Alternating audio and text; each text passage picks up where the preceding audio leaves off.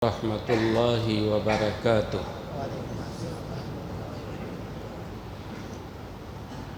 بسم الله الرحمن الرحيم.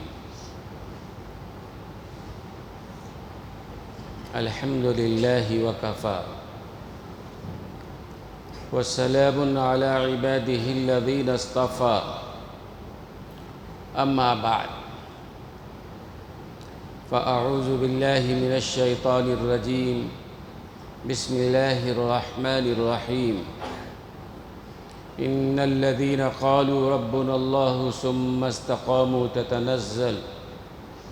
تتنزل عليهم الملائكة ألا تخافوا ولا تحزنوا وأبشروا بالجنة التي كنتم توعدون.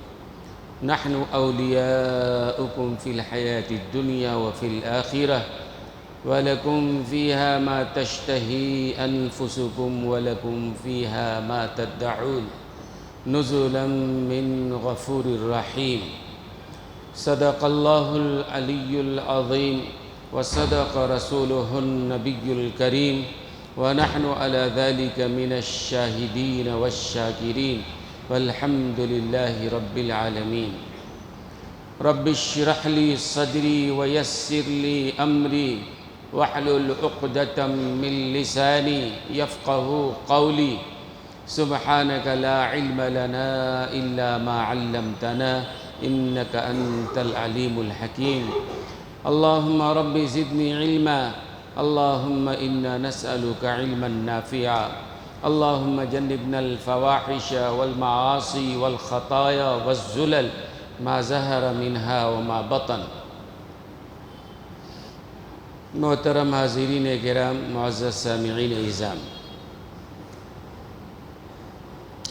آج اگست کی 12 تاریخ ہے. 2-3 دنوں کے بعد ہندوستان کے آزادی کی تاریخ 15 اگست آنے والی ہے، اور یہ 15 اگست کی تاریخ آج سے 75 سال پہلے تقریباً یہ ہمارا ملک انگریزوں کی غلامی سے آزاد ہوا تھا. اسی مناسبت سے ملک بھر میں آزادی کا امرت مہوتسو منایا جا رہا ہے، اور اس کو بنیاد بنا کر جو مجاہدین آزادی ہیں، جنہوں نے اس ملک کو آزاد کرایا اور اس ملک کو آزاد کرانے کے لیے جن لوگوں نے بڑی قربانیاں دیں، ہزاروں نہیں لاکھوں کے تعداد میں مسلمانوں نے اپنے جانوں کا نذرانہ پیش کیا ہے، اور ہزاروں ہزار علماء تختہ دار پہ چڑھے ہیں. بڑی جد و جہد کے بعد یہ ہمارا ملک انگریزوں کی غلامی سے آزاد ہوا ہے. آزادی کی تاریخ ہمیں اچھی طرح سمجھنا چاہیے. آج تو تاریخ کو مسخ کیا جا رہا ہے، تاریخ کو بدلا جا رہا ہے، تاریخ کو توڑ مروڑ کر کے پیش کیا جا رہا ہے. جو اس ملک کے ہیرو تھے اور جنہوں نے اس ملک کو آزاد کرنے کے لیے، آزاد کرانے کے لیے اپنا تن من دھن سب چیز لٹا دیا تھا، آج انہی کے نسل کو، انہی کی اولادوں کو غدار کہا جا رہا ہے، اور انہی سے ملک کے وفاداری کی سند طلب کی جا رہی ہے. اور جو واقعتاً اس زمانے میں انگریزوں کے چاپلوس تھے اور انگریزوں کی چمچہ گیری کرنے والے تھے، ملک کی آزادی میں ان کا کوئی حصہ نہیں تھا، آج ان کو ہیرو بنا کر پیش کیا جا رہا ہے. تاریخ کو بدلا جا رہا ہے. تاریخ کیا ہے ہم کچھ اور سن رہے ہیں، لیکن تاریخ کو چاہے جتنا بدل لو، حقیقت تو حقیقت ہی ہے بہرحال. اور مورخ لکھ رہا ہے، تاریخ کی صفحات میں محفوظ ہے کہ یہ ملک کیسے آزاد ہوا ہے. اور 1947 میں یہ ملک آزاد ہوا ہے، لیکن آپ بھی جانتے ہوں گے، پہلے میں نے بتایا ہے، یہ ملک اصل میں 2-4-10 سال میں آزاد نہیں ہوا ہے، 25-50 سال میں آزاد نہیں ہوا ہے. اس ملک کو آزاد کرانے کے لیے اور انگریزوں کو یہاں سے بھگانے کے لیے اور انگریزوں کی غلامی سے اس ملک کو آزادی دلانے کے لیے کم سے کم 150 سے 200 سال تک لڑائی لڑی گئی ہے۔ اور آپ یہ جانتے ہیں کہ کوئی آدمی کسی کام کے آخر میں آ کر کہے کہ ہم نے یہ کام کر دیا، ہم نے سب کچھ کر دیا، تو بات غلط ہوگی نا۔ ظاہر سی بات ہے، کوئی کہے آخری لقمے سے پیٹ بھرا کرتا ہے، آخری لقمے سے پیٹ نہیں بھرتا ہے، پیٹ تو پورے کھانے سے، پوری روٹی سے بھرا کرتی ہے۔ ایسی کسی کام کے آخر میں کوئی آئے اور کہہ دے کہ میں نے اس کام کو مکمل کیا ہے، میں نے پورا یہ کام کر دیا ہے، یہ ناانصافی کی بات ہوگی۔ ظاہر سی بات ہے، ابتدا میں، شروع میں یہ جو جنگ لڑی گئی ہے، انگریزوں کے خلاف جو فتویٰ دیا گیا ہے، شاہ عبدالعزیز صاحب رحمۃ اللہ علیہ، اور شاہ عبدالعزیز صاحب رحمۃ اللہ علیہ سے پہلے شاہ ولی اللہ صاحب محدث دہلوی رحمۃ اللہ علیہ، شاہ صاحب کے زمانے میں انگریز جو اس ملک میں آئے ہیں، تاجر کی حیثیت سے آئے ہیں، بڑے معصومانہ انداز سے آئے ہیں، اور اس زمانے کا جو ہندوستان کا بادشاہ تھا اس کے پاس جا کے رکھا کہ آپ ہمیں یہاں تجارت کرنے کی اجازت دے دیں، ہم برطانیہ کے روپے کو، پیسے کو، مال کو ہندوستان میں لائیں گے، اور ہندوستان کے مال کو ہم برطانیہ کی منڈی میں لے جائیں گے، آپ کا ملک خوب ترقی کرے گا، یہ خواب دکھلائے۔ اور اس زمانے کا جو بادشاہ تھا وہ ناعاقبت اندیش تھا، دور اندیش نہیں تھا۔ اس نے انگریزوں کو بڑی بڑی اجازت دے دی اور بڑے بڑے علاقے ہبا کر دیے، بڑی بڑی کمپنیاں لگانے کی اجازت دے دی، اور بعض علاقوں کی گورنری بھی سپرد کر دیا۔ وہ 1600 کے شروع میں جو انگریز اس ملک میں آئے تھے، معصومانہ انداز میں تجارت کر رہے تھے چھوٹی موٹی، لیکن آہستہ آہستہ اپنی عیاری سے، اپنی مکاری سے، اپنے چالوں سے 100 سال کے اندر اندر کئی علاقوں پر اس کا قبضہ ہو گیا تھا، اور اس ملک کے 4 علاقوں پر جو ہے وہ انگریز کے گورنر مقرر کیے جا چکے تھے۔ شاہ ولی اللہ صاحب محدث دہلوی رحمۃ اللہ علیہ 1702 میں ان کی پیدائش ہوتی ہے، اور جب بڑے ہوتے ہیں پھر اس کے بعد وہ حرمین شریفین تشریف لے جاتے ہیں، وہاں سے انہوں نے قرآن و حدیث کا علم حاصل کیا ہے۔ شیخ ابو طاہر مدنی سے علم حاصل کر کے جب یہ ہندوستان آئے ہیں، یہاں آ کر انہوں نے حدیث کا درس قائم کیا ہے، قرآن کریم کا درس قائم کیا ہے، جگہ جگہ مدارس کی بنیاد ڈالی ہے۔ اور شاہ ولی اللہ صاحب محدث دہلوی رحمۃ اللہ علیہ کے بارے میں آتا ہے، ہندوستان، پاکستان، بنگلہ دیش، پورے بر صغیر میں جتنے بھی علماء ہیں، اگر ان علماء کی سند کو آپ دیکھیں گے، سب کی سند اخیر میں جا کر شاہ ولی اللہ صاحب محدث دہلوی رحمۃ اللہ علیہ سے ملتا ہے۔ حدیث میں سند کی بڑی اہمیت ہے، ایسا نہیں کوئی آتا ہے کرتا پہن کر اور پگڑی ڈال کے میں عالم ہوں تو عالم نہیں ہو جاتا ہے، اس کے لیے سند کی ضرورت ہے۔ تم نے کس سے پڑھا؟ فلاں سے، انہوں نے کس سے، انہوں نے کس سے، انہوں نے کس سے، جناب رسول اللہ صلی اللہ علیہ وسلم تک سند چاہیے۔ جس کی سند نہیں ہے وہ مستند عالم نہیں ہو سکتا ہے۔ تو بہرحال جتنے بھی ہندوستان کے لوگ ہیں، علماء ہیں، خواہ وہ بریلوی کے ہوں، دیوبندی کے ہوں، چاہے کسی اور مسلک کے ہوں، تمام کے تمام علماء کے سند کو دیکھیں گے، اگر صحیح معنوں میں انہوں نے پڑھا ہے تو سب کی سند جا کر شاہ ولی اللہ صاحب محدث دہلوی رحمۃ اللہ علیہ سے ملتا ہے، اور پھر شاہ ولی اللہ سے لے کے جناب رسول اللہ صلی اللہ علیہ وسلم تک کی سند جو ہے کتابوں کے اندر موجود ہے۔ تو شاہ ولی اللہ صاحب محدث دہلوی رحمۃ اللہ علیہ نے جب دیکھا کہ انگریز آہستہ آہستہ قابض ہوتا چلا جا رہا ہے، حضرت جب وہاں سے آئے پڑھ کے تو کہتے ہیں کہ پوری تاریخ میں سب سے پہلے قرآن کریم کا ترجمہ کرنے والے فارسی زبان میں اور اردو زبان میں شاہ ولی اللہ صاحب محدث دہلوی رحمۃ اللہ علیہ ہیں۔ علم تو علم ہے، اپنے آپ کو منوا کے رہتا ہے۔ اس زمانے میں بڑے بڑے لوگ تھے جو بڑے بڑے منصبوں پر فائز تھے اور بڑے بڑے اداروں پر قابض تھے، لیکن اندرونی طور پر وہ جاہل تھے، مانوی طور پر علم ان کے پاس نہیں تھا۔ شاہ ولی اللہ صاحب محدث دہلوی رحمۃ اللہ علیہ علم حاصل کر کے آئے تھے، حرمین شریفین سے ان کے پاس علم تھا، اور عوام تو علم کو جانتی ہے نا، عوام تو علم کو دیکھتی ہے نا، بڑی پگڑی کو نہیں دیکھتے ہیں، بڑے منصب کو نہیں دیکھتے ہیں۔ وہ جاہل لوگ جو بڑے بڑے اداروں پہ منصبوں پر تھے، انہوں نے کہا کہ بھائی شاہ ولی اللہ صاحب کے قریب عوام جا رہی ہے، کس طرح کاٹا جائے، کچھ تو بہانہ نکالو۔ لہذا شاہ ولی اللہ صاحب محدث دہلوی رحمۃ اللہ علیہ پہ کفر کا فتویٰ لگا دیا۔ اس زمانے کے جو منصبوں پر فائز تھے بڑے بڑے لوگ، حالانکہ وہ جاہل تھے معنوی طور پر، فتویٰ کیا لگایا؟ یہ شاہ ولی اللہ کافر ہے۔ کافر ہونے کی وجہ کیا بتائی؟ کافر ہونے کی وجہ یہ بتائی کہ انہوں نے قرآن کریم کا ترجمہ ایسی زبان میں کیا ہے جس زبان میں گالیاں دی جاتی ہیں۔ ہماری اردو زبان میں ہر زبان میں گالی دی جاتی ہے، تو انہوں نے علت یہ بجائی کہ شاہ ولی اللہ نے قرآن کریم کا ترجمہ ایسی زبان میں کیا ہے جو بازاری زبان ہے، جس زبان میں گالی دی جاتی ہے۔ حضرت کی مسجد کو گھیر لیا گیا، بڑی مشکل جان بچا سکے حضرت۔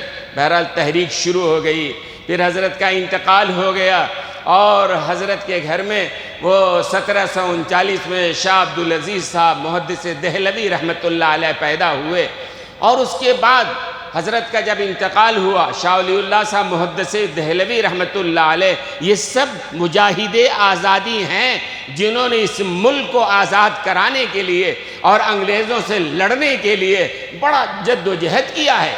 شاہ ولی اللہ صاحب دہلوی رحمۃ اللہ علیہ کا مدرسہ دہلی میں تھا، مدرسہ رحیمیہ، بڑا مدرسہ تھا اس زمانے میں۔ حضرت کے مدرسے پہ بلڈوزر چلا دیا گیا، اس زمانے میں بھی چلایا جا رہا تھا اور آج بھی چلایا جا رہا ہے۔ حضرت کے ہاتھ کو یہاں سے اکھاڑ دیا گیا، حضرت کے ناخنوں کو نکال دیا گیا، بڑی اذیت دی گئی۔ بہرحال حضرت کا انتقال ہو گیا۔ ان کے صاحبزادے شاہ عبدالعزیز صاحب محدث دہلوی کے صاحبزادے شاہ عبدالعزیز صاحب رحمۃ اللہ علیہ جو اپنے والد کے جانشین بنے اور واقعتاً جانشینی کا حق ادا کیا۔ 1772 میں شاہ عبدالعزیز صاحب رحمۃ اللہ علیہ نے دیکھا کہ انگریز تو واقعی ملک پر قابض ہوتا چلا جا رہا ہے، اور آہستہ آہستہ یہ یہاں کے جو بادشاہ کھوکھلے ہیں ان کے اندر جان اور دم نہیں ہے، اور انگریز قبضہ کرتا چلا جا رہا ہے۔ تو شاہ عبدالعزیز صاحب محدث دہلوی رحمۃ اللہ علیہ نے فتویٰ جاری کیا۔ تاریخ میں ہے، یہ سچائی ہے کہ سب سے پہلے اس ملک کے آزادی کے لیے اگر کسی نے فتویٰ جاری کیا ہے، شاہ عبدالعزیز صاحب محدث دہلوی رحمۃ اللہ علیہ نے فتویٰ جاری کیا ہے۔ اور اس زمانے میں جاری کیا ہے جب دہلی سے انگریزوں نے یہ اعلان کر دیا تھا، بادشاہ سلامت جو بھی وہاں تھے ان سے ایک ایگریمنٹ کر لیا تھا کہ ہم ملک کے بادشاہ ہیں، حکومت تمہاری رہے گی، جو چاہو حکم کرو، جیسے چاہو۔ لہذا انگریزوں نے لال قلعہ سے یہ اعلان کرا دیا تھا اور دہلی سے یہ اعلان کر دیا تھا کہ خلق خدا کی، یعنی مخلوق جو ہے خدا کی ہے، ملک بادشاہ سلامت کا ہے، جو بادشاہ اس وقت تھے مغل کے، ان کا ملک ہے، لیکن حکم کمپنی بہادر کا چلے گا، یعنی انگریزوں کا حکم چلے گا۔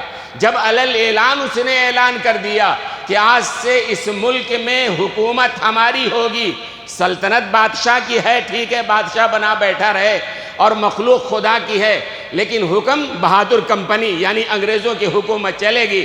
جب بات یہاں تک آئی تو شاہ عبدالعزیز صاحب رحمۃ اللہ علیہ نے فتویٰ جاری کیا کہ بھائی اب مسلمانوں کے لیے اس ملک میں انگریزوں کو یہاں سے بھگانے کے لیے جہاد فرض ہو گیا ہے۔ اور صحیح بات یہ ہے کہ شاہ عبدالعزیز صاحب رحمۃ اللہ علیہ کا فتویٰ نہ ہوتا تو یہ جنگ آزادی کی تحریک نہ چلتی، تحریک بالا کوٹ کی تحریک نہ چلتی، ہندوستان چھوڑو کی تحریک نہ چلتی، ترک موالات کی تحریک نہ چلتی، ریشمی رومال کی تحریک نہ چلتی۔ یہ سارے تحریکات جو چلے ہیں، شاہ عبدالعزیز صاحب رحمۃ اللہ علیہ نے اپنی جان کی کوئی پرواہ نہیں کی، اور ایسے موقع پر فتویٰ جاری کیا ہے۔ یہ انگریز ہمارے ملک میں تاجر بن کے آئے تھے، لیکن اپنی عیاری اور مکاری سے ملک پر قبضہ کر چکے ہیں، ان کی حکومت چل رہی ہے، لہذا مسلمانوں پہ فرض ہے کہ وہ ان کے خلاف جہاد کریں۔ حضرت کا جب فتویٰ آیا تو بہت سارے واقعات پیش آئے۔ حضرت کے فتویٰ کے بعد یہ ہوا کہ اس زمانے میں مختلف علاقوں میں انگریز نے جہاں جہاں قبضہ کر رکھا تھا وہاں وہاں مسلمانوں پہ بڑے مظالم ڈھائے جا رہے تھے، بڑا ظلم ہو رہا تھا۔ سید احمد شہید رحمت اللہ علیہ رائے بریلی میں رہتے تھے۔ سید احمد شہید رحمت اللہ جو ہے وہ شاہ عبدالعزیز صاحب رحمت اللہ علیہ کے شاگرد ہیں، اور یہ شاہ عبدالغنی صاحب، شاہ اسماعیل شہید رحمت اللہ علیہ جو ہیں یہ شاہ عبدالغنی صاحب رحمت اللہ علیہ کے صاحبزادے ہیں، اور شاہ عبدالعزیز کے بھتیجے ہیں، اور شاہ ولی اللہ کے پوتے ہیں شاہ اسماعیل شہید۔ تو سید احمد شہید رحمت اللہ علیہ آئے اور شاہ عبدالعزیز صاحب کے پاس علم حاصل کیا، چلے گئے، اور اس کے بعد یہ ہوا انہوں نے دیکھا کہ ان کے استاد محترم شاہ عبدالعزیز نے فتویٰ جاری کر دیا ہے اور مختلف علاقوں میں مسلمانوں پر ظلم ہو رہا ہے۔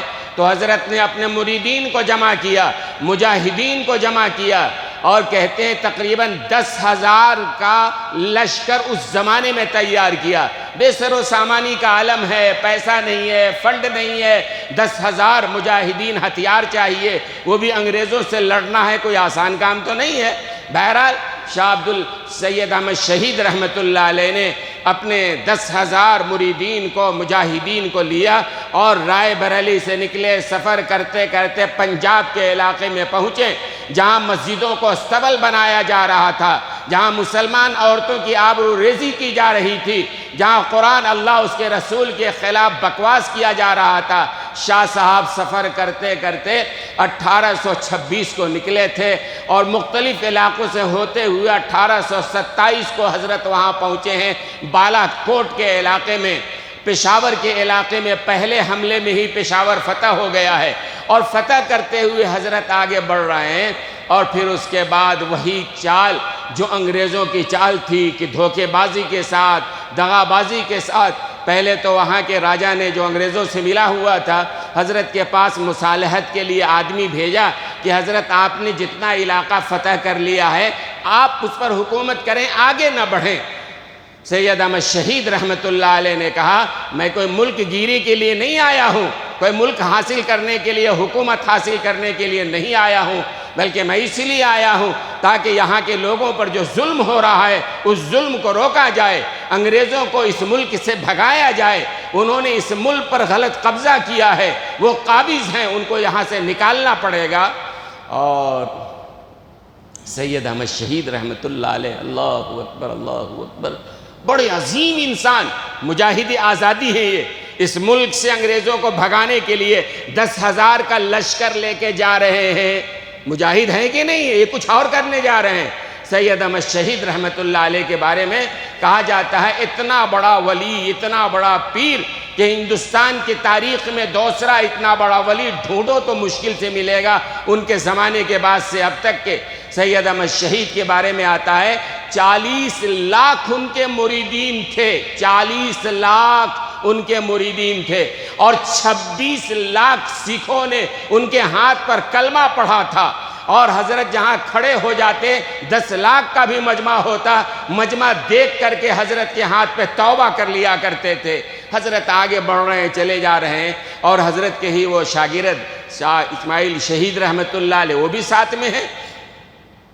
سید احمد شہید رحمت اللہ علیہ آگے بڑھ رہے ہیں تو بالا کوٹ کے پہاڑیوں پر حضرت کا لشکر ہے، فتوحات کا لشکر آگے بڑھ رہا ہے۔ جب وہاں کے راجہ نے دیکھا، انگریزوں نے دیکھا کہ اب ان کو روکنا مشکل ہے، مصالحت کے لیے تیار نہیں ہیں، تو رات میں شب خون مارا ان ظالموں نے، اور سید احمد شہید رحمت اللہ علیہ جو تہجد کی نماز پڑھ رہے تھے، عین تہجد کی حالت میں ان کو شہید کیا گیا۔ اور حضرت جب شہید ہوئے اس کے بعد وہ لشکر تھا شاہ اسماعیل شہید رحمت اللہ علیہ، یہ واقعہ پیش آیا ہے 5 مئی 1831 کا واقعہ ہے یہ۔ اس کے بعد شاہ اسماعیل شہید رحمت اللہ علیہ اور جو مجاہدین سے آمنے سامنے کی لڑائی ہوئی ہے، 4 روز تک مسلسل سخت ترین لڑائی ہوتی رہی ہے۔ اور ایک واقعہ یہاں بھی میں بتاؤں، شاہ اسماعیل شہید رحمت اللہ علیہ لڑ رہے ہیں، سامنے سے کافر نے جناب رسول اللہ صلی اللہ علیہ وسلم کو گالی دی، لڑائی ہو رہی ہے میدان جنگ میں، مشتعل کرنے کے لیے اس کافر نے جو ہے حضرت شاہ اسماعیل شہید رحمت اللہ علیہ کے سامنے جناب رسول اللہ صلی اللہ علیہ وسلم کو گالی دی۔ تو شاہ اسماعیل شہید رحمت اللہ علیہ نے قسم کھایا خدا کی قسم جب تک تمہاری گردن نہیں اڑا دیتا میری جان انشاءاللہ نہیں جائے گی، پہلے میں تم کو ختم کروں گا، بعد میں مجھے شہادت اللہ عطا فرمائیں گے۔ اور حدیث میں ایک روایت میں آتا ہے، حضور اکرم صلی اللہ علیہ وسلم فرماتے ہیں کہ بعض میرے امت میں ایسے میرے بندے ہوں گے، ایسے امتی ہوں گے کہ اللہ پر کسی بات کے لیے قسم کھا لیتے ہیں، اللہ ان کے قسم کو ضرور پورا کر دیتا ہے۔ مثال کے طور پر کوئی اللہ کا ولی، اللہ کا ایسا مقرب بندہ اگر یہ قسم کھا لے کہ آج رات میں بارش ہوگی، کل بارش ہوگی، بارش کا موسم اور زمانہ نہیں ہے، مگر ان کی قسم کھا لینے کی وجہ سے اللہ ان کی قسم کو پورا کرنے کے لیے بارش کو برسا دیا کرتا ہے۔ تو حضور فرماتے ہیں میری امت میں ایسے خدا ترس اور مقرب بندے ہوں گے کہ ان کی قسم کو اللہ ضرور پوری کرتا ہے۔ حضور اکرم صلی اللہ علیہ وسلم کو گالی دیا، شاہ اسماعیل شہید نے قسم کھایا کہ جب تک تمہاری گردن نہ اڑا دوں میری موت نہیں آئے گی۔ ابھی یہ بات ہو ہی رہی تھی، پیچھے سے ایک کافر نے حضرت کے گردن پہ تلوار چلا دی، سر کٹ کے گر گیا۔ حضرت کے ہاتھ میں تلوار ہے، قسم کھا رکھا ہے، حضرت کا سر اڑ گیا ہے، گالی دینے والا سامنے ہے، حضرت اسی طرح بغیر سر کے تعاقب کرتے آگے بڑھ رہے ہیں، اور تاریخ میں لکھا ہے ایک فرلانگ آگے جا کر شاہ صاحب کا سر پہلے کٹ چکا ہے، لیکن ہاتھ میں تلوار ہے، اللہ سے قسم کھایا ہے، اللہ ان کی قسم پوری کر رہا ہے۔ ایک فرلانگ پہ جا کے اس گالی دینے والے کافر کے گردن کو اڑایا ہے، پہلے وہ گرا ہے، اس کے اوپر شاہ صاحب گرے، تو اللہ قسمیں پوری کرتا ہے۔ تو یہ لوگ جو ہے 1831 مئی 5 سے لے کے مئی 9 تاریخ تک لڑتے رہے، لیکن انگریزوں کے پاس وسائل ہے اور یہ تو بے سر و سامان تھے۔ اخیر میں 9 مئی کے رات میں شاہ اسماعیل شہید رحمت اللہ علیہ بھی شہید کر دیے گئے، اور ان کے ساتھ جو 10,000 لوگ گئے تھے اس میں سے تقریباً 4,500 لوگ شہید ہو گئے، اور باقی لوگ جو بچے وہ واپس آ گئے ہیں۔ اور آج بھی آپ دیکھیں گے سید احمد شہید رحمت اللہ علیہ کا مزار کہاں ہے؟ بالا کوٹ کے پہاڑیوں پر ہے۔ شاہ اسماعیل شہید رحمت اللہ علیہ کا مزار کہاں ہے؟ بالا کوٹ کے پہاڑیوں پہ ہے، جہاں ان کو شہادت ملی تھی۔ اور 1831 کے بعد یہ جو مجاہدین کا قافلہ تھا جو انگریزوں سے لڑنے کے لیے نکلا تھا، ہم سمجھتے ہیں کہ 1857 سے جنگ آزادی کی لڑائی شروع ہوتی ہے، نہیں، یہ تو بہت پہلے سے لڑائی چل رہی ہے نا۔ ٹیپو سلطان شہید انگریزوں سے لڑے تھے، کب لڑے تھے وہ؟ 1799 میں سری رنگا پٹنم میں ان کو شہید کیا گیا تھا، 1799 کا یہ واقعہ ہے، یعنی بہت پہلے سے یہ لڑائی چل رہی تھی، انگریزوں سے لڑتے ہوئے شہید ہوئے تھے۔ اور جب وہ شہید ہو گئے تھے تو انگریزوں کے جنرل نے کہا تھا کہ آج سے اس ملک میں ہمارے لیے کوئی رکاوٹ نہیں ہے، اب پورا ملک ہمارا ہے، جس طرح ہم چاہیں جو چاہیں کریں۔ یہ ٹیپو تھا جو ہمارے لیے روڑا بنا ہوا تھا، شہید کر دیے گئے۔ کس لیے شہید ہوئے بھائی؟ اس ملک کو غلامی سے آزاد کرانے کے لیے، انگریزوں کو اس ملک سے بھگانے کے لیے، انگریزوں سے لڑتے ہوئے اپنی جان کا نذرانہ پیش کر دیا تھا، ہے نا؟ آپ نے سنا ہے ٹیپو سلطان شہید کا نام، کہ وہ بھی کوئی مجاہد آزادی تھے جس نے جان قربان کیا ہے۔ شاہ عبدالعزیز صاحب رحمت اللہ علیہ نام سنا ہے، جنہوں نے جان قربان کیا ہے۔ ان کے والد محترم شاہ ولی اللہ صاحب محدث دہلوی رحمت اللہ علیہ نام سنا ہے مجاہد آزادی میں۔ یہ واقعی یہ مجاہد آزادی ہیں، اور ہمارا ملک یہ 75ویں یوم آزادی منانے جا رہا ہے۔ ایسے موقع پر ضرورت ہے ہم ان مجاہدین کو یاد کریں جو واقعی مجاہد ہیں، جو واقعی اپنی ایک تاریخ رکھتے ہیں، جن کی واقعی سچی داستان ہے، اور جنہوں نے دنیا کو بتانے کے لیے نہیں، اللہ اس کے رسول کے لیے اور اس ملک کو انگریزوں سے آزاد کرانے کے لیے انہوں نے اپنی جان پیش کیا تھا۔ اصل میں یہ مجاہدین آزادی ہیں۔ اور میں کہا کرتا ہوں کہ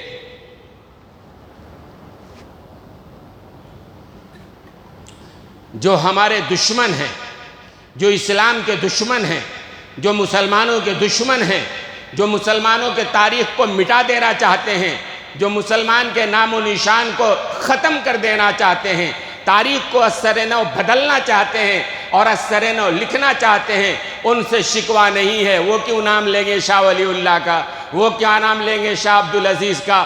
ان کو تو مٹانا ہے۔ وہ کیوں لیں گے نام ٹیپو سلطان شہید کا؟ وہ کیوں سید احمد شہید کا نام لیں گے؟ وہ شاہ اسماعیل شہید کا نام کہاں لیں گے؟ ان کی تاریخ میں ان کا نام نہیں ہوگا۔ لیکن ہم تو ان کو جاننے والے ہیں، سچی تاریخ کو جاننے والے ہیں، ہمیں تو یاد رہنی چاہیے یہ ہمارے آباء و اجداد تھے، یہ ہمارے اکابرین تھے، یہ ہمارے علماء تھے، اور تحریک آزادی کے سرخیل تھے، صحیح معنوں میں ہیرو یہ تھے۔ انہوں نے اگر جنگ آزادی کی شروعات نہ کی ہوتی تو یہ ملک آزاد نہ ہوتا۔ یہ 1947 میں جو ملک آزاد ہوا ہے، یہ ایسا نہیں ہوا کہ 2-4 سال میں تحریک چلی اور گاندھی جی آ گئے اور ملک آزاد ہو گیا۔ نہیں، گاندھی کو گاندھی بنانے والے بھی شیخ الہند مولانا محمود الحسن دیوبندی رحمت اللہ علیہ تھے۔ 1831 کے بعد جب وہ قافلہ شہید ہو گیا، جو لوگ بچے تھے واپس آ گئے۔ انہی واپس آنے والوں میں حضرت مولانا جعفر تھانیسری تھے، حضرت مولانا حاجی امداد اللہ صاحب مہاجر مکی تھے، حاجی ولایت علی تھے، مولانا مملوک علی تھے، مولانا یحییٰ علی تھے، حضرت حافظ ضامن شہید تھے، اور بھی بڑے بڑے لوگ جو آ گئے۔ تو بظاہر تو 1831 میں وہ قافلہ لٹ گیا، شہید ہو گیا، لیکن وہاں سے جو لوگ بچ کے آئے خاموش نہیں رہے، اندر ہی اندر وہ آزادی کا جذبہ انگڑائیاں لیتا رہا۔ اور 1831 سے 1857 تقریباً یہ 20 سال یا 15 سال کا زمانہ جو تھا نا، تیاری میں لگا، اور تیاری کے بعد ایک بار پھر جنگ آزادی لڑنے کے لیے میدان جنگ میں 1856 میں دلی میں پورے ہندوستان کے علماء کی ایک میٹنگ بلائی گئی۔ بھئی ہمیں کچھ کرنا پڑے گا، ہمارا ملک انگریزوں کی غلامی میں اچھی طرح جا چکا ہے، پورے طور پر جا چکا ہے۔ لہذا 1856 میں دہلی میں پورے ملک کے علماء کی وہاں میٹنگ ہوئی، اور اس میٹنگ میں حجت الاسلام حضرت مولانا قاسم نانوتوی رحمت اللہ علیہ کھڑے ہوئے۔ انہوں نے تقریر فرمائی پورے ہندوستان سے آئے ہوئے اکابر علماء کے سامنے کہ بھئی ہمارے سامنے یہ صورتحال ہے، کرو یا مرو کی صورتحال ہے۔ اگر ہم نے اب ہندوستان سے اور انگریزوں سے ہم نے مقابلہ نہیں کیا، ہندوستان سے ان کو نہیں بھگایا، آگے اور مشکل ہوتا چلا جائے گا، اور ہماری نسل غلامی میں رہے گی اور غلام بنتی چلی جائے گی، لہذا ہمیں لڑنا چاہیے۔ تو موج کوثر ایک کتاب ہے، شیخ اکرام نے لکھی ہے، اس کی لکھنے والے کا نام شیخ اکرام ہے، موج کوثر۔ اس میں یہ بات لکھی ہے کہ جب حضرت مولانا قاسم نانوتوی رحمت اللہ علیہ نے پورے ہندوستان سے آئے ہوئے اکابرین کے سامنے جب کہا کہ انگریز کے خلاف ہمیں لڑائی، فیصلہ کن لڑائی کے لیے نکلنا چاہیے، ایک بندہ کھڑا ہو گیا اور کہنے لگا حضرت ہماری تو تعداد تھوڑی ہے، ہمارے وسائل کم ہیں، انگریزوں سے ہم کہاں لڑ سکیں گے؟ انگریزوں کے پاس طاقت ہے، ان کے پاس ہتھیار ہیں، ان کے پاس وسائل ہیں، ہم نہتے ہیں، کیسے کیا ہوگا؟ حجت الاسلام حضرت مولانا قاسم نانوتوی رحمت اللہ علیہ نے تاریخی جملہ فرمایا، کیا ہماری تعداد غازیان بدر سے بھی کم ہے؟ ایک طرف 1000 کا لشکر جرار کافروں کا تھا، دوسری طرف جناب رسول اللہ صلی اللہ علیہ وسلم کے ساتھ بے سر و سامانی کے عالم میں 313 صحابہ تھے، آپس میں لڑ گئے تھے، اور اللہ نے صحابہ کو فتح عطا فرمایا تھا۔ حجت الاسلام نے کہا کیا ہماری تعداد جو ہے غازیانی بدر سے کم ہے؟ زیادہ ہے۔ اور یہ بات جب کہی سارے علماء نے جوش کے ساتھ کہا ہاں ہمیں لڑائی لڑنی ہے۔ اور 1857 کی وہ جنگ آزادی جو مشہور ہے، انگریز کہتے ہیں غدر تھا، ہمارے خلاف غداری تھی، ہم کہتے ہیں غداری نہیں تھی، آزادی تھی، ہمارا ملک تھا، ہمارے ملک کو آزاد کرانے کے لیے ہم اگر لڑ رہے ہیں، یہ غداری نہیں ہے، آزادی کی لڑائی تھی۔ بہرحال جنگ آزادی لڑی گئی، اور اس میں لاکھوں مسلمان شہید ہوئے، اور لاکھوں مسلمان شریک ہوئے، اور لاکھوں مسلمان شہید ہوئے۔ 1857 کی جنگ آزادی میں کہا جاتا ہے کم سے کم 5 لاکھ مسلمان شہید ہوئے ہیں، اور 51,000 علماء شہید کیے گئے ہیں۔ 2 محاذ بنائے گئے تھے۔ عجیب ہے، یہ علماء جو خانقاہوں میں رہنے والے، یہ علماء جو مدارس میں قال اللہ قال الرسول پڑھانے والے، میدان جہاد میں انگریزوں کے خلاف نکل کے آئے تھے۔ 2 محاذ بنایا گیا تھا، ایک شاملی میں بنایا گیا تھا، دوسرا امبالہ میں بنایا گیا تھا۔ امبالہ میں جو محاذ بنایا گیا تھا اس کے جو کمانڈر ان چیف بنائے گئے تھے حضرت مولانا جعفر تھانیسری رحمۃ اللہ علیہ بنائے گئے تھے، اور دوسرا محاذ شاملی میں بنایا گیا تھا، اس کے چیف کمانڈر ان چیف کون تھے؟ حاجی امداد اللہ صاحب مہاجر مکی رحمۃ اللہ علیہ۔ اتنا بڑا پیر، اتنا بڑا خانقاہ میں رہنے والا، اتنا بڑا ولی، لیکن ضرورت تھی انگریز کے خلاف نکلنے کی، آ گئے تھے باہر۔ دونوں محاذ پر جنگ ایک وقت میں شروع ہوئی اور پورے ہندوستان کے لاکھوں مسلمان شریک ہوئے۔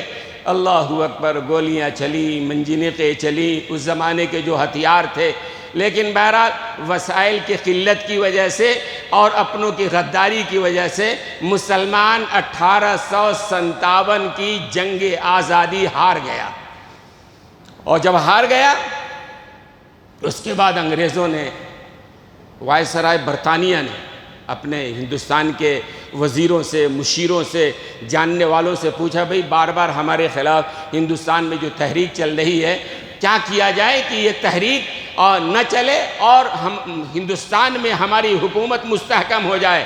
تو وائسرائے برطانیہ کو جو رپورٹ لکھی ہے، یہ ڈاکٹر ولیم ایک ہے، ڈاکٹر ولیم پور، اس نے رپورٹ وائسرائے برطانیہ کو دیا تھا یہ 1857 کے جنگ آزادی کے بعد، کہ اس ملک میں جنگ آزادی جو لڑی ہے 1857 کی جنگ آزادی، صحیح معنوں میں مسلمانوں میں لڑی ہے، اور جب تک مسلمانوں کے دلوں میں جذبہ جہاد ہے، مسلمانوں پر حکومت کر نہیں سکتے، اور ان کو مظلوم اور ان کو غلام نہیں بنایا جا سکتا ہے۔ اگر اس ملک پر حکومت کرنا ہے، سب سے پہلے مسلمانوں کے دلوں سے جذبہ جہاد کو ختم کرنا پڑے گا، اور جذبہ جہاد کو ختم کرنے سے پہلے ضروری ہے علماء کو ختم کر دیا جائے، قرآن کریم کو ختم کر دیا جائے، اور تمام مدارس کا نام و نشان مٹا دیا جائے۔ یہ رپورٹ بھیجا تھا۔ اس رپورٹ میں لکھا تھا نا کہ جب تک مسلمانوں میں جذبہ جہاد ہے، حکومت نہیں کر سکتے ہیں۔ جہاد چلو ہم رہے نہ رہے کیا ہوا، ہمارا چمن تو باقی رہے گا، ہماری اولاد تو غلام نہیں رہے گی۔ تو جذبہ جہاد جو قرآن اور حدیث دیتا ہے، علماء دیتے ہیں، لہذا ختم کرو ان کو، مدارس کو ختم کرو، علماء کو ختم کرو، قرآن کو ختم کرو۔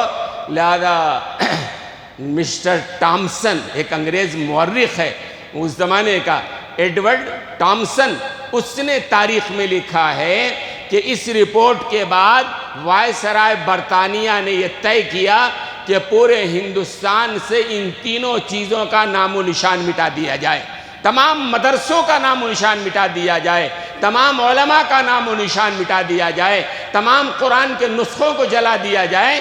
لہذا ایڈورڈ ٹامسن مورخ کہتا ہے کہ 1861 سے لے کے 1864 تک ان 3 سالوں میں انگریزوں نے یہ فیصلہ کیا تھا کہ پورے ہندوستان میں جہاں کہیں بھی قرآن کا کوئی نسخہ ملے اسے جلا دو۔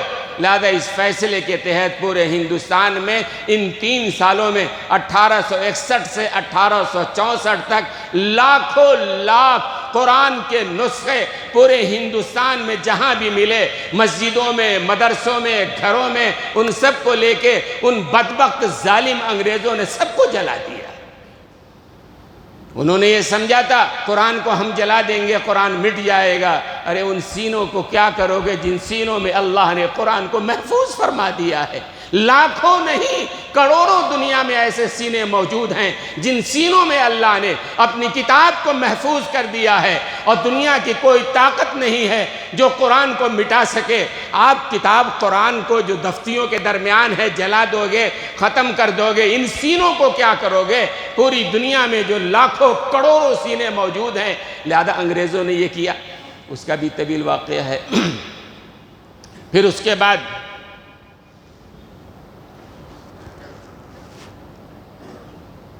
یہ طے کیا کہ علماء کو، تو وہی ایڈورڈ ٹامسن لکھتا ہے اپنی تاریخ میں کہ 1864 سے لے کے 1867 تک ان 3 سالوں میں انگریزوں نے پورے ملک سے علماء کو ختم کرنے کا فیصلہ کیا۔ پہلے 3 سال قرآن ختم کرنے کا، اور اس کے دانش میں جہاں گھروں سے، مسجدوں سے، مدرسوں سے جہاں قرآن کے نسخے ملے، ظالموں نے سب کو جلا دیا۔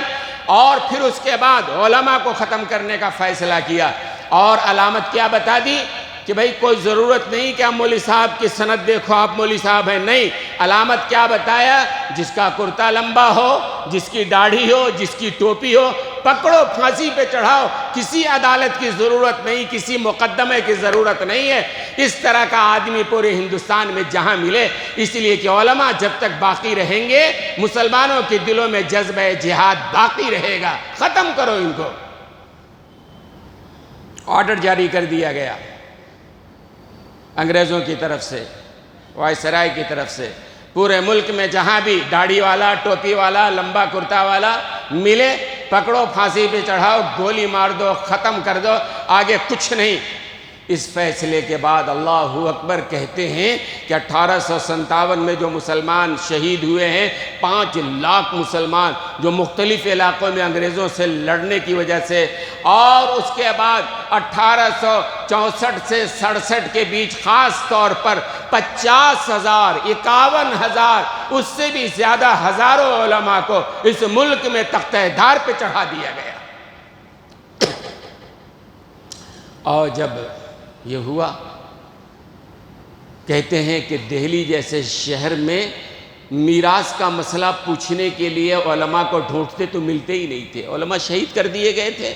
جو علماء بچ گئے تھے وہ انڈر گراؤنڈ تھے، چھپے ہوئے تھے، اپنی جان بچا رہے تھے، موقع کی تلاش میں تھے، موقع ملے تو ہم پھر آزادی کی تحریک کو آگے بڑھائیں۔ اور یہی موقع تھا کہ چرچ تحریک چلائی گئی تھی، اور برطانیہ سے بڑے بڑے فادر بلائے گئے تھے، اور وہ فادر آ کر کے یہاں انہوں نے ایک تحریک چلائی کہ علماء تو ہے نہیں، لہذا عیسائی بناؤ، یہاں کی آبادی عیسائی بن جائے گی تو ہمارے لیے اس ملک میں حکومت کرنا آسان ہوگا۔ برطانیہ سے بڑے بڑے فادر بلائے گئے پورے ملک کے لیے، اور علماء تو عملاً تھے نہیں، علماء سامنے آتے تو ان کو پھانسی پہ چڑھا دیا جاتا۔ ایسے ہی موقع تھا کہ آگرہ اس زمانے میں، آج تو یو پی کی دارالسلطنت لکھنؤ ہے نا، اس زمانے میں آگرہ جو ہے ہیڈ کوارٹر تھا یو پی کا۔ آگرہ میں وہ پادری، برطانیہ کا بڑا مشہور پادری فانڈر، وہ آیا اور آ کر 3 روز تک وہ چیلنج کرتا رہا اور اللہ کو گالیاں دیتا رہا، جناب رسول اللہ صلی اللہ علیہ وسلم کو گالیاں دیتا رہا، قرآن کے بارے میں حفوات بکتا رہا اور چیلنج کرتا رہا، کوئی ہے تو آئے ہم سے مناظرہ کر لے۔ اب پہلی علماء ختم ہو گئے تھے جو تھے چھپے ہوئے تھے، لیکن حضرت مولانا رحمت اللہ صاحب کیرانوی رحمت اللہ علیہ، آگرہ کے قریبی کیرانہ کی بستی، ابھی پچھلے دنوں بہت ہی اس کی شہرت ہوئی تھی، مسلمانوں کی چھوٹی سی بستی ہے، حضرت مولانا رحمت اللہ صاحب اسی بستی کے رہنے والے تھے۔ 3 روز تک آگرہ میں جب وہ پادری فانڈر چیلنج کرتا رہا اور مسلمانوں کو گالیاں دیتا رہا، حضرت سے برداشت نہیں ہوا، حضرت نکل کے آ گئے، چلو ہم مناظرے کے لیے تیار ہیں۔ اور جب مناظرے کے لیے اسٹیج پہ وہ پادری فانڈر آیا، حضرت مولانا رحمت اللہ سامنے آئے، وہ ہار گیا مناظرہ اور ہار کے بھاگ گیا، وہاں سے بھاگ کے سیدھے آگرہ گورنر ہاؤس گیا ہے، چونکہ گورنر انگریز کا تھا نا، اور گورنر ہاؤس میں جا کے گورنر سے کہتا ہے وہ پادری فانڈر کہ ابھی اس ملک میں رحمت اللہ نامی ایک مولوی موجود ہے، اگر یہ مولوی اس ملک میں رہے گا یہاں عیسائیت کو بڑھایا نہیں جا سکتا ہے اور مسلمانوں کو عیسائی نہیں بنایا جا سکتا ہے، اگر یہاں کی آبادی تبدیل کرنی ہے مولوی رحمت اللہ کو پکڑو اور اسے پھانسی پہ چڑھا دو۔ کوئی جرم نہیں، کوئی قصور نہیں، صرف یہ تھا کہ اسلام کے خلاف جو گالیاں بک رہا تھا مدافعت کیا تھا۔ گورنر نے فوراً آرڈر جاری کر دیا، مولوی رحمت اللہ کو پکڑو پھانسی پہ چڑھا دو۔ اب وہ آرڈر گیا متعلقہ تھانے کو، اور اتفاق کی بات ہے اس تھانے کا جو انسپیکٹر تھا، داروغہ تھا، مسلمانوں سے ہمدردی رکھتا تھا، اس کو جب ملا کہ مولوی رحمت اللہ اس علاقے میں آیا ہوا ہے، پکڑو، کسی مقدمہ کی ضرورت نہیں، یہ گولی مار دو یا پھانسی پہ چڑھا دو، تو وہ مسلمانوں کا ہمدرد تھا۔ شام میں اس نے اس وارنٹ کو چھپا لیا اور مسلمانوں سے کہا بھائی تمہارا کوئی مولوی رحمت اللہ ہے، پھانسی کا وارنٹ آیا ہوا ہے، کہیں چھپا دو اس کو، یہاں سے غائب کرو، ورنہ کل اگر پکڑا جائے گا تو ہمیں پھانسی پہ چڑھانا پڑے گا۔ راتوں رات مسلمانوں نے مولانا رحمت اللہ کو غائب کیا وہاں سے، اور پھر بعد میں حضرت مولانا رحمت اللہ کیرانوی وہاں سے چلتے چلتے ہجرت فرما کر مکہ المکرمہ پہنچ گئے اور وہیں جا کے مدرسہ سہولتیہ قائم کیا، اور ان کا پورا خاندان آج بھی وہی مکہ المکرمہ میں ہے۔ حضرت مکہ المکرمہ میں ہی تھا۔ یہ پادری فانڈر جو ہے یہاں سے استنبول گیا، ترکی کا ہیڈ کوارٹر اس زمانے میں استنبول تھا، اور استنبول میں مسلمان تھے، مسلمانوں کی خلافت تھی، حکومت تھی۔ وہاں جا کے بھی اس نے ایسے ہی مسلمانوں کے خلاف، قرآن کے خلاف، رسول اللہ کے خلاف ویسی مغلظات بکتا رہا اور کہتا رہا کوئی ہے جو ہمارے مقابلے میں مناظرے کے لیے آئے۔ تو ترکی کا جو خلیفہ تھا اس نے حرمین شریفین خط لکھا، چونکہ ترکی کے انڈر میں ہی اس وقت حرمین شریفین تھا، کہ بھئی وہاں کے کوئی بڑا عالم ہو جو پادری فانڈر سے مناظرہ کر سکتا ہو تو بھیجیں۔ جب یہ خط پہنچا حرمین شریف میں، حضرت مولانا رحمت اللہ صاحب ہیں، ان کو اطلاع ملی، فرمائے کہ میں نے پادری فانڈر کو شکست دیا ہے مناظرے میں، آگرے میں ہم نے ہرایا ہے، اگر حکومت تیار ہے ہم کو بھیجنا چاہتی ہے استنبول، ہم جانے کے لیے تیار ہیں اور فانڈر سے لڑنے کے لیے، مناظرہ کرنے کے لیے تیار ہیں۔ فوراً حکومت نے انتظام کیا، آپ ترکی استنبول جائیے، اور جب پادری فانڈر کو معلوم ہوا کہ ہمارے مقابلے کے لیے وہ رحمت اللہ آگرہ والا آ رہا ہے، راتوں رات وہاں سے وہ بھاگ گیا، غائب ہو گیا۔ وہ سوچ رہا تھا پادری فانڈر، ہم نے تو گورنر سے کہا تھا پھانسی پہ چڑھا دو، پھانسی پہ چڑھ گیا ہوگا، لیکن اب یہ تو آگرہ سے یہ رحمت اللہ جو ہے کیرانوی اب ہمارے مقابلے کے لیے آ رہا ہے، تو راتوں رات وہاں سے غائب ہو گیا۔ پھر جب حیات ماں اور رحمت اللہ صاحب وقت ہو گیا ہے، بہرحال یہ تاریخ ہمارے اکابرین کی ہے، ہمارے مجاہدین کی ہے، ہمارے علماء کی ہے، مسلمانوں کی ہے، جنہوں نے اس ملک کو آزاد کرایا۔ سچی تاریخ بتا رہا ہوں، پرفریب نہیں، تاریخ بدل کے نہیں، جھوٹ بیان کرنے کی ہم کو ضرورت نہیں ہے۔ ہماری تاریخ ہے، سچی تاریخ ہے، ہماری ایک داستان ہے، سچی داستان ہے۔ بہرحال آج کا وقت ہو گیا، اگر اللہ نے چاہا تو پھر انشاءاللہ آئندہ۔ حیات ماں رحمت اللہ صاحب جب ترکی پہنچے استنبول تو وہاں کے بادشاہ نے دربار لگایا، وہاں کے علماء کو جمع کیا، اور پھر آگرہ میں جو مناظرہ ہوا تھا پورے روداد لکھوائے، اور پھر بادشاہ نے اصرار کیا کہ حضرت ایسا کیجئے، مناظرے میں جو ہے اور جو علم ہے آپ کے پاس عیسائیت کے خلاف ایک کتاب میں جمع کر دیجئے، تاکہ پوری دنیا عیسائیت کے رد میں اس سے کام لے سکے۔ لہذا حضرت مولانا رحمت اللہ کیرانوی نے عربی زبان میں کتاب لکھی کہ اظہار الحق فی الطریق، ایک کتاب لکھ دی انہوں نے، پوری بات جمع کر دی، اور الحمدللہ اس کا اردو میں ترجمہ ہو گیا، ہندوستان سے بھی وہ کتاب شائع ہوتی رہی ہے۔ اس کا نام ہے بائبل سے قرآن تک، عیسائیت کے رد میں بہترین کتاب ہے۔ بہرحال حیات ماں رحمت اللہ صاحب یہ کام کرتے رہے، اور پھر یہ آزادی کا قافلہ آگے بڑھا۔ انشاءاللہ آئندہ موقع ملا تو عرض کروں گا۔ وآخر دعوانا ان الحمدللہ رب العالمین۔